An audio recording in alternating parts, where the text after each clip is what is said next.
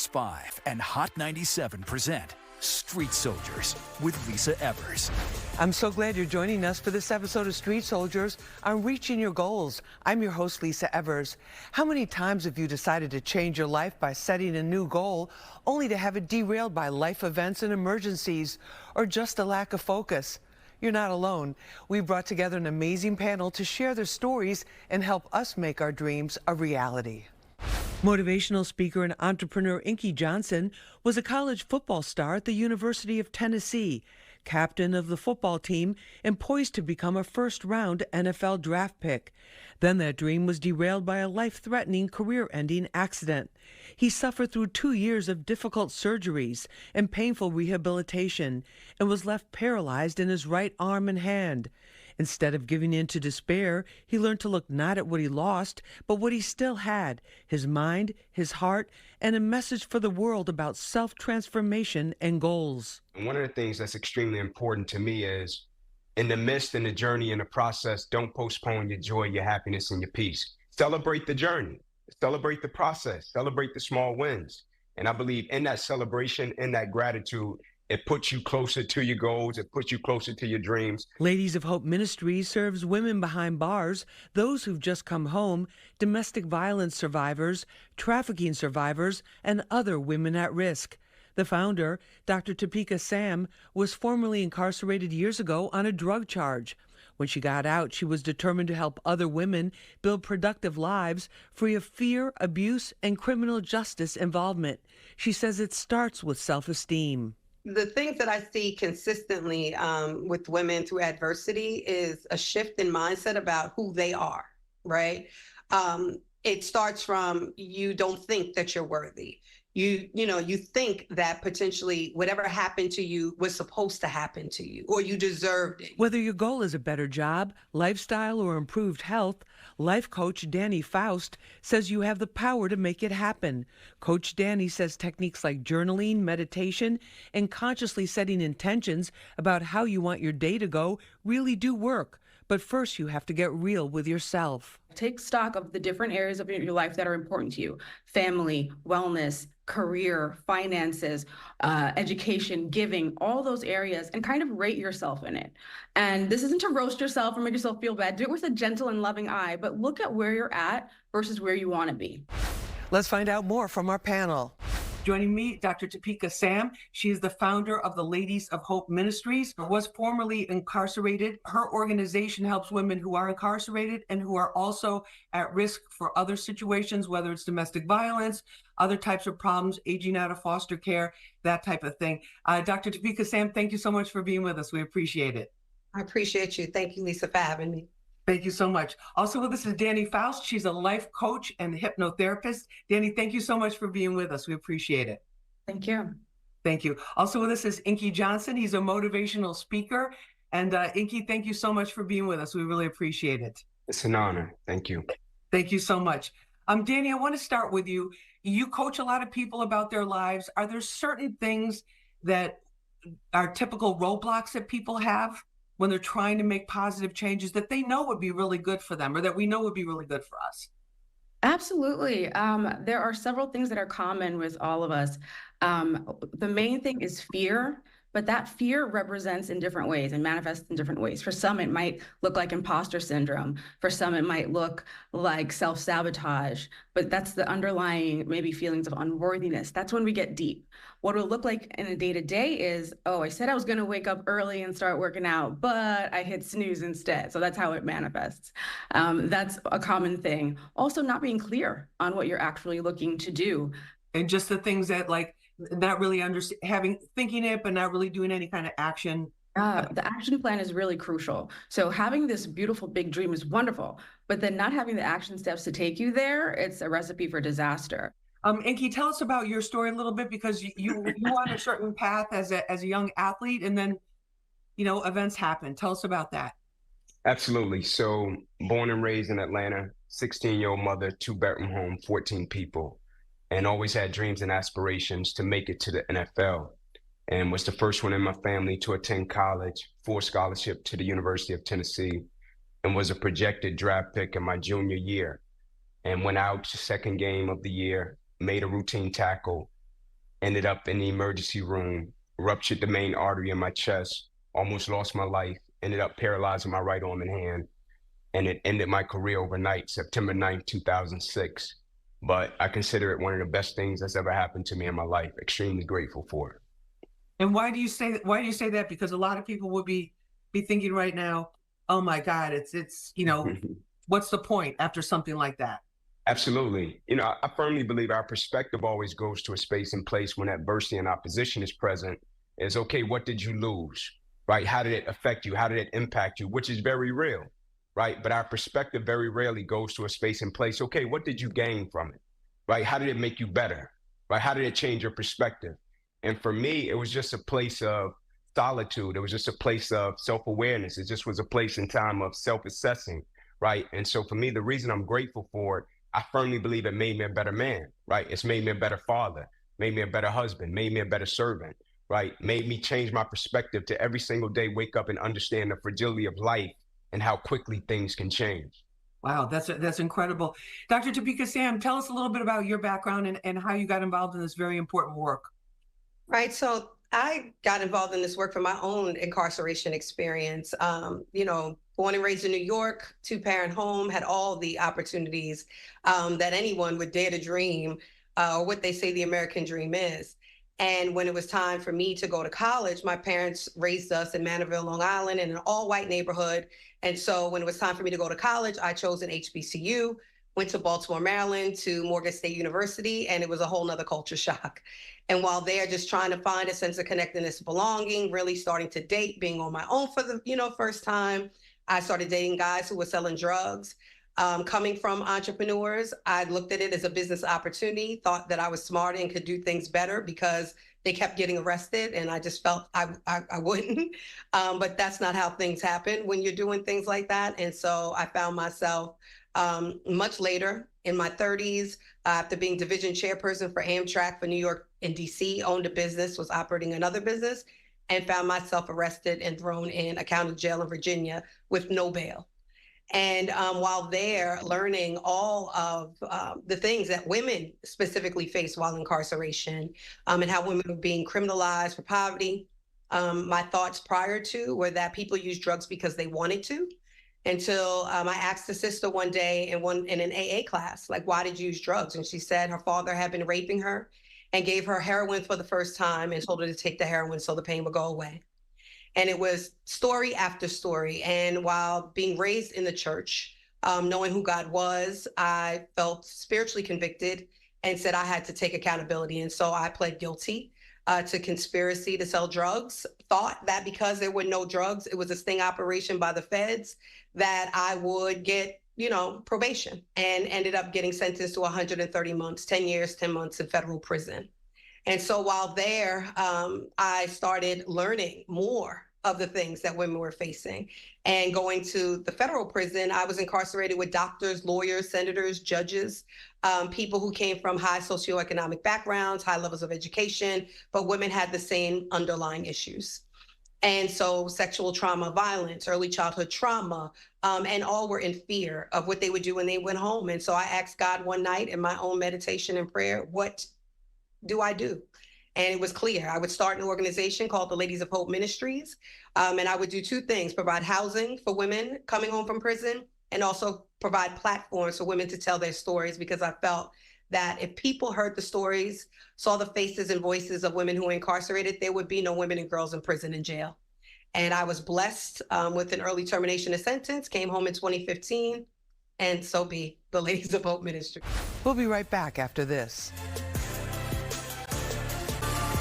Inky, after your injury and this whole NFL dream appeared as if it was not going to happen at all, that it was completely over, how did you deal with other people? Because it sounds like you had a lot of family members and a lot of other people who were depending on you to be that trailblazer in the family who really succeeds and can really provide. Yeah, it was tough, for a number of reasons, because you had people that, showed their true colors, that you thought were really there in a genuine way to support you. But also I had to focus on my mission and my purpose and what I was trying to do for my family. And so for me, I was looking for purpose more than anything, more than a game, more than a pivot into the next career. I was looking for something that would get me up every single day, because I had 6 incisions down my left eye, 1 incision across the left side of my neck, 1 across the right, twice through my right ribs, cut out my right pec, bottom of my armpit to the bottom of my hand. And so physically, I changed. And so I needed something to get me up every single day. And for me, that was purpose. It sounds like you had a lot of operations, a lot of surgeries, and you must have had months of trying to recover from all this, right? Yeah, so about 2 years, right? About 2-year process of just trying to recover, not only physically, but mentally, right? It was a shock, right? In terms of trauma. And so you're in a space and place of, okay, what is this? Why did this happen to me? Right? Why am I going through this? Right? And I always tell people I had to make the shift from trying to understand it to just surviving it. Right? I went from being able to use my right arm to no feeling, my torso, no feeling. And so I had to figure out different ways and different strategies to just appreciate things as they came. And it was a 2-year process to where I got to that point of 2 years. I was like, okay, man, I'm good. I'm ready. And it was a process of tears. It was a process of releasing. It was a process of embracing. But once that 2 years was up, it was a beautiful process of moving forward. No, that's fantastic. Danny, what about his journey and his process strikes you? Actually, all of it. But what hit me hard, Sure. Thank you. That's amazing. Thank you so much for telling us all that. Really. absolutely. What hits me hard is the fact that you did not stay in a place of victimhood, which would be so understandable and so easy to do in the circumstances that you're in. What it seems that you have done is something I tell my clients when I'm doing one-on-one coaching is that it didn't happen to you, it happened for you, and you just have to figure out what that for you really looks like now. So you maybe had the questions of why did this happen? Why? But then you moved from why into a place of, okay, what's next? And that's where the power lies, because we go from a victim stance into your powerful stance, and when you can have clarity and clear thought of vision of what comes next. So that strikes me, and your mindset is clearly very strong to be able to overcome, and in the midst of such a deep, dark space of adversity, find that light, find that what's next. Where am I going from here? It's powerful. Dr. Topeka Sam, can you share with us like some of the moments or one of the moments where you were just thinking like, how could I be in this mess? Or what, maybe feeling hopeless or just, very, very depressed about what was going on? Yes and no. So I think my moment of how did I get into this? Obviously, I knew I was selling drugs, right? So it was like I knew how I got into it. Now, I didn't think I would have stayed in it because I had resources. I had, opportunity. I had access to attorneys. I had all the things that typically they say, you won't go to prison. You have the money, and that's the way that I looked at things right now. When I got in that county jail and became spiritually convicted and knew what my actions caused, because I was really oblivious to the things that I was doing. Period. I really was. I didn't have anybody in my family that used drugs. I didn't use drugs myself. So I did not, and I didn't hand to hand people. So I didn't see the impacts that it actually caused and harmed people. Now, while though there and became spiritually convicted, like I said, and what really resonated But me. when you say, let me just stop right there. When you say spiritually convicted, what do you mean by that? You say the word convicted and you're talking about a case. So I want to make sure we understand. No, for sure. So spiritually convicted, when I say that, I mean that I felt the presence of God. And while I was raised knowing who God was, the power of God, that I lost my way, right? And so when there and being in that alone time and hearing these stories, I became convicted. Like, wait a minute, how could I do this? How could I be a part of this, knowing the things that I know? And when that happened, I then looked at it like, this is not happening to me, it's happening for me, as Coach Danny said. And I also opened my Bible for the first time in a very long time. And I opened to a scripture, which is Romans 8:28. And it says, in all things, God does good for those who love God, who are called according to his purpose. And that's when I knew that it was this was a purpose journey for me. And then I started asking other questions as into my why. Coach Danny, in terms of specific techniques, first of all, let's take people that don't feel motivated to really do anything. Like maybe they're smoking a lot, maybe they're drinking a lot, maybe they're just happy to just kind of like get by. But there's also that kind of ongoing level of dissatisfaction with them, that they're not living to their potential. What do you say to those people? Yeah. So first, it's about kind of getting real with yourself. If you're feeling unsettled in any way, that is your higher self, God source being, whatever it is that you believe in, telling you you're ready for more. Let's go get it. So if you're feeling calm and cool, it's not for you. If you're feeling a little bit of any type of disturbance in the force, that's you pushing you forward. So what you would do from there is take a look at your life, take stock of the different areas of your life that are important to you: family, wellness, career, finances, education, giving, all those areas, and kind of rate yourself in it.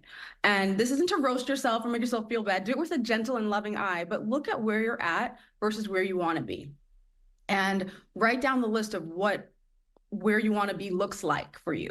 So Right. maybe it's a certain financial goal, a certain career job, your family looks a certain way. Write that all down and decide what you have to do to get there, what it will feel like for you when you get there, because it's really the feeling that helps us manifest, right? We're not manifesting the circumstance. It's the feeling that you believe the circumstance is going to give you. And then what's really important is thinking about, who do I have to be to get there? Because if you're not willing to make the changes in habits and day-to-day activities that you're doing currently to the version of you that has what it is you want, it's going to be a harder road to get there. No, absolutely. And can you tell us about some of the techniques you were talking about celebrating the small wins? I mean, you went through this grueling recovery just to stay alive.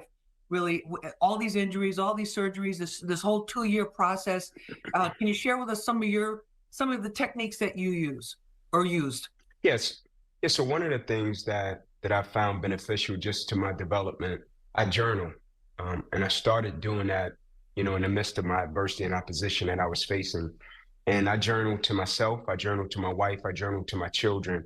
And I'm extremely honest, right? Just about life, decisions, choices, things that I had to do in terms of with my children. I got a son and a daughter, 12 and 13. My son Oh, is that's 12, great. my daughter is 13. And so just doing life with them, right? So one day when I do present these journals to them, they'll know who their father is. Even though they live with me, one day they'll know my decision making, why I live life the way that I live it. Dr. Topeka Sam, what about the negativity, and then also what you see with the women that your organization helps? Give us a sense of that. Yeah, so I mean, unfortunately, in the space that I'm in, people are hopeless and negative all the time, right? Also, because that's just the way their life has been. And so what we do is give people hope by providing opportunity, by giving them resources, by teaching people how to fish, right? And then giving them a hand up instead of a hand out. Supporting, making sure that we give, resources, stipends during all of our programs, helping people with our HUD work, being able to pay their rent for them to get on their feet, but also teaching people around financial education. How do you save money so that you can be financially free? So I think when we reset our mind, practice, pray, or, whatever practices you do, make sure that you are being accountable to something that is greater than yourself. So therefore, you can always move in accordance and alignment and have the things ultimately that you're supposed to. Dr. Topeka Sam, what about social media, like the images of women? Are those playing a role in some of the issues that the women you're helping have been facing? Social media, unfortunately, doesn't always depict women in the best way, or Right. that in order for us to get a certain place, we have to look a certain way, we have to be a certain way, and that's not true. And so for us, what we do, we really try to share with women alternatives and options. So like, for example, just because you've been incarcerated or you've been through some type of adversity doesn't mean that you have to go and work for, something that's paying minimum wage. Right. If you believe that you have the skill set that are transferable and you can do something else with them, then you should. I think there is a double-edged sword with social, because if you don't see it, you don't know it exists for you. So there's one side that's really beautiful, that people can pick up their phone and see across the world someone who looks just like them doing something that they never dreamed was possible. So it's beautiful. But where it gets dangerous is where we start to assign worth or value issues to ourselves in comparison to what we're seeing. So to keep that at bay, we have to really honor ourselves and where we are, recognize that we don't know what's going on with these people, and just stand firm in the knowing that what I'm doing is best for me right now and going forward. Thanks for joining us for this episode of Street Soldiers on Reaching Your Goals. You can watch it again and share it on our Fox 5 NY YouTube page. Remember, use your mind. It's your best weapon. I'm Lisa Evers.